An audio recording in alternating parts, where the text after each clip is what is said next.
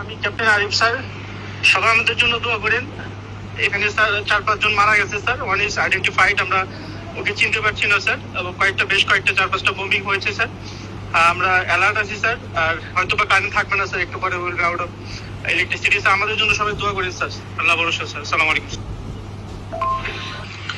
আমাদের অবস্থা খুবই খারাপ, এখানে ড্রোন অ্যাটাক হয়েছে, আমাদের 6 জন জায়গায় মারা গেছে। 6 জনের আশঙ্কা খুবই আশঙ্কাজনক। 6 জনের মধ্যে একজন মনে আল্লাহ, আর 2 কতক্ষণ বাঁচে রাখা আল্লাহ জানে। আমাদের এখানে এখন নাই, ফুয়েল নাই, কোনো কিছু নাই। ফুয়েল স্টেশন উড়িয়ে দিছে, জেনারেটর বন্ধ, প্রায় নেটও বন্ধ হয়ে যাবে। যতটুকু তেল জেনারেটরের মধ্যে আছে ওইটুকু শেষ হলেই শেষ, আর কারো যোগাযোগও কিছু হবে না। আমাদের জন্য দোয়া করেন। আমি আছি ভালো, কি বলবো এখন, বাকিটুকু আল্লাহর ইচ্ছা স্যার।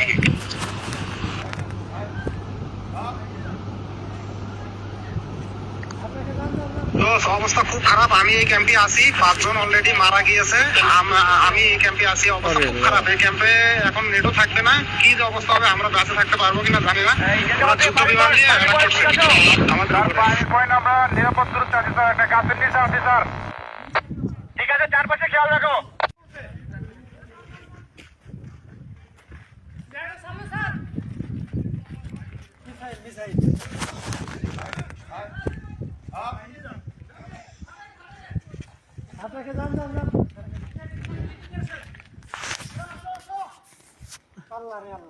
আরে আল্লাহ,